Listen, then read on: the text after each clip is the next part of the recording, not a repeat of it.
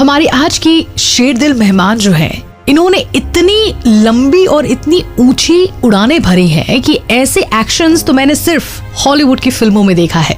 स्वागत करते हैं सुमन शर्मा जी का। She is a daughter of a retired Indian naval officer and an army colonel sister. Suman Sharma की खास बात ये है, world's first woman to fly the mighty Russian MiG-35 fighter jet at the Aero India international air show in Bangalore. इतना ही नहीं, इनके और भी बहुत सारे जबरदस्त गूज़बम्प्स देने वाले एक्सपीरियंसेस हैं। चलिए उड़ान भरते हैं। Sherdil with Smriti. Let me tell you, it was great and top of the world, top of the clouds, top of the line. And I saw Mr. Ratan Tata flying, in 2007 Aero India show in Yelahanka.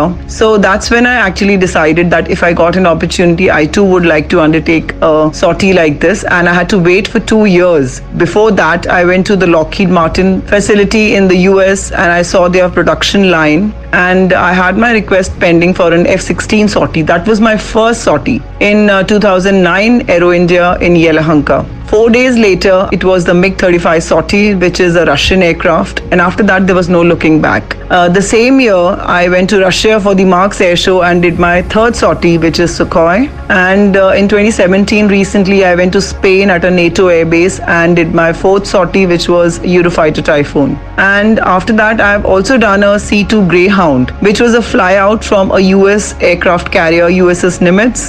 This was in Chennai. This was in 2018. I couldn't even imagine talking to a woman like you. I mean my words. Let's talk about few of the best experiences you had till date. The best moment was my very first sortie, F-16. So, right up there on top of the clouds in Yelahanka, Bangalore, covering a large area of Bangalore and the neighboring places. That was really cool. और दूसरा था जो Eurofighter Typhoon sortie Spain में हुई थी, वो Mediterranean सी के ऊपर बारिश के फौरन बाद जो धूप निकली थी, उससे जो पानी चमक रहा था और नीचे जो शिप्स जा रहे थे, that was such a great, amazing experience, I can never forget that. बाकी सभी भी बहुत ही अच्छे एक्सपीरियंसेस रहे। जो C-2 Greyhound है चेन्नई में, वो जो USS Nimitz US aircraft carrier के ऊपर से, मतलब आप लैंड से फ्लाई आउट करोगे और चलते हुए शिप के ऊपर लैंड करोगे। It was that. So that was also a little different kind of an experience, but it was really nice, very nice, and बहुत ही out of the world experience होता है। सुमन जी, be honest, कभी डर नहीं लगा आपको? Not at all. कभी भी ऐसा नहीं हुआ, ना मुझे कभी डर लगा है और ना ही मैं कभी घबराती हूँ। प्रेयर का जहाँ तक सवाल है, वो हमेशा मैं करती हूँ, मैं मानती हूँ, and I am religious also, तो वो चीज़ तो अपनी जगह अलग से है ही। तो मैं अपनी तरफ से जो भी मैं योगा करती हूँ, मैंने जैज़ सीखा है, लाइट ब्रेकफास्ट, अपने बॉडी को हाइड्रेट करना, ये सारी चीज़ें मैं पर्सनल लेवल पर वैसे भी करती हूँ, और अपने आप को फिट रखना, deep breathing and all that, वो सब कुछ योगा। तो मैं ये सारी चीज़ों ने मुझे हेल्प किया, और माइंड को हमेशा काम रखना, और पूरी तरह मैं अपने पायलट के ऊपर, मतलब मुझे भरोसा था।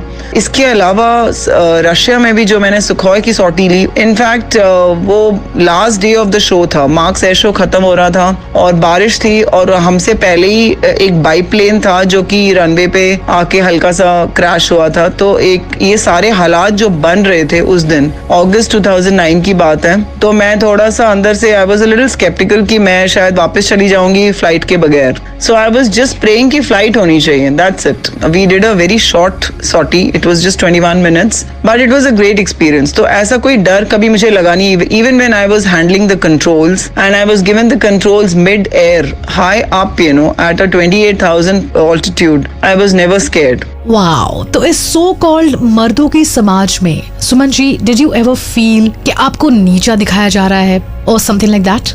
पहले तो 2007 में जब मुझे सॉर्टी नहीं मिली और मैंने मिस्टर रतन टाटा को देखकर मैं इंस्पायर हुई, उस वक्त जब मैंने कहा कि मैं भी ये सॉर्टी करना चाहती हूँ, उस वक्त सिर्फ मेरे मेल कॉलीग्स को ये मौका दिया जा रहा था उस साल। और मेरा कहीं कोई नंबर दूर दूर तक नहीं था, क्योंकि कभी किसी लड़की ने ये काम किया ही नहीं था। सिविलियन लड़की दिल्ली इंडिया में, मतलब मैं वर्ल्ड की फर्स्ट वुमन बनी मिग 35 सॉटी में, जिसके लिए मेरा लिम्का बुक में भी नाम है, और ये सर्टिफिकेट मिग की तरफ से आया रशिया से। तो मेरे एक कॉलीग ने कहा कि you will not be able to do it, you will faint and you can even die, he said this. तो ये चीज मेरे दिल में एकदम से चुभ गई। मैंने ये सोचा कि अगर I am also equally fit like the male colleagues, तो मेरे और इनमें क्या फर्क है। और मेरे पेरेंट्स ने तो कभी ये फर्क किया नहीं, तो मैं चुप रही। मगर 2 साल वेट करने के बाद जब मैं लौटी और मैंने अपनी पहली सॉटी ली, और उसको लेकर जो दुनिया में हंगामा हुआ, मेरे फोटोज छपे, इतना कवरेज मिला, मुझे कोई जवाब देने की जरूरत नहीं पड़ी, यही मेरा जवाब था। मगर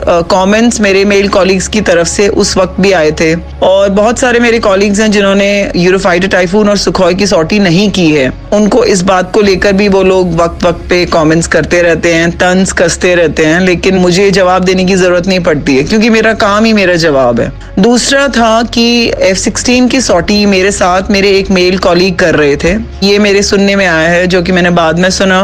उन्होंने जाके लॉकहीड मार्टिन वालों को कहा कि आप गलती कर रहे हो एक महिला को चांस देकर, and you know she could फेंट, शी इज मेंटली इनस्टेबल, ये तक उन्होंने कह दिया। अगर इनको वॉमिट हो गया तो पूरा कॉकपिट भी खराब हो सकता है। इस तरह की बातें उन्होंने जाकर लॉकहीड मार्टिन को बोली, जिनमें से किसी ने मुझे बाद में ये सब बताया, मगर उनके ऊपर कोई असर नहीं पड़ा था। इनफैक्ट फर्स्ट डे मेरी फ्लाइट जो कैंसिल हुई, उसमें कुछ कंप्यूटर में प्रॉब्लम आ रही थी, तो मैं थोड़ा गुस्सा भी हो गई थी, और मुझे लगा कि शायद इसके पीछे भी मेरे वही कॉलीग हैं जो कि मेरे साथ ही उड़ने वाले थे। वो अकेले उड़े दूसरे वाले प्लेन में, तो मैंने सोचा कि शायद इसके पीछे भी उन्हीं का हाथ है, मगर वो टेक्निकल प्रॉब्लम थी।